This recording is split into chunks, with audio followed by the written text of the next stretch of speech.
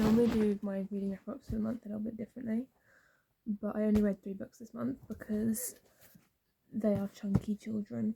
I'm actually nearly finished with Clean with Ash, but I'm not going to count it for this month because I'm not quite done with it. So I thought I'd do a bit more of an in-depth discussion about these books. They're all 5-star. For starters, I've had a really good reading month. And they are all from the Throne of Glass series. I did in fact tandem read these two. Highly recommend doing it that way if you can, because I don't think I could have lived with a cliffhanger at the end of this and then read this whole book before I got to find out what happened. So, yeah. Queen of Shadows. I think my only slight little thing about this book is that the witch chapters in Heir of Fire I found not unnecessary. They're not unnecessary, but I always found them kind of annoying because they didn't really link what was going on at all. And for the first part of this book, that applies too.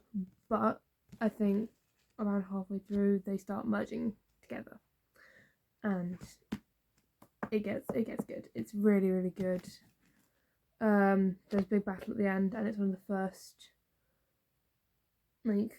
battles with a lot of characters, because obviously there was one at the end of the last book, and there's a battle at the end of most fantasy books or something dramatic happens, but it was the first one that felt really, there's a plan, we're doing stuff, there's a lot going on, people in a lot of different places, and I love that these books follow lots of different characters in third person, but also Aelin is so clearly the main character. I think that's really cool. And also I loved that Aelin was Aelin in this book and she wasn't Selena anymore, because Selena is a great character, but Aelin is just epic, and her coming to her own right with her power powers, and also Rowan Whitehorn, yes, 100% yes.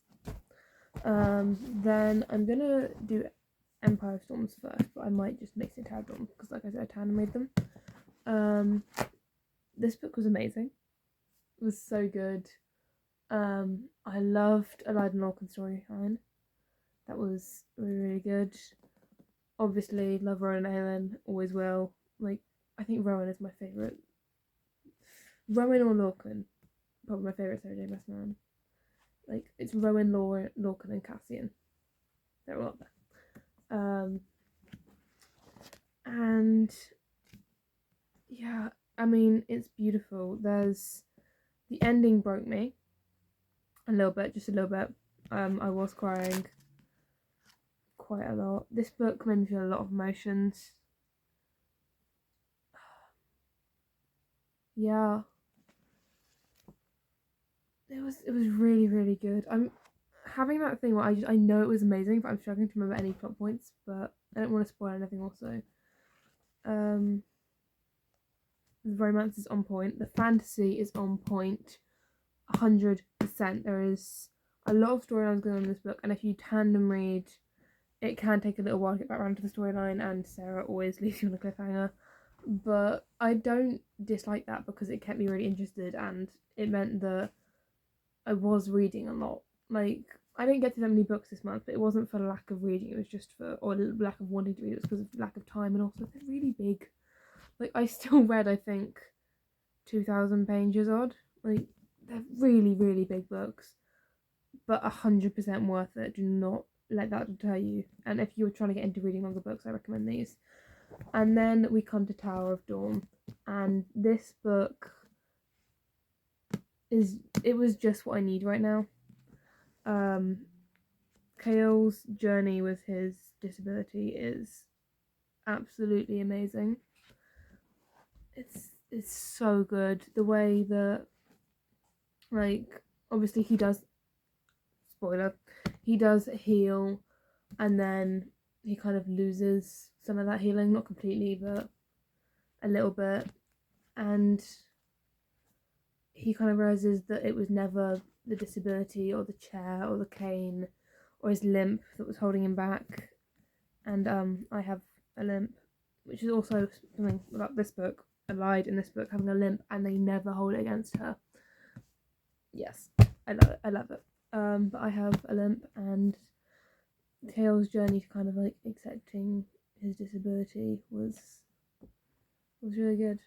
I think it was very beautiful, and also the romance in here is, as always with Sarah J. Maas, absolutely on point. I love Irene Kale. I don't know if that's controversial.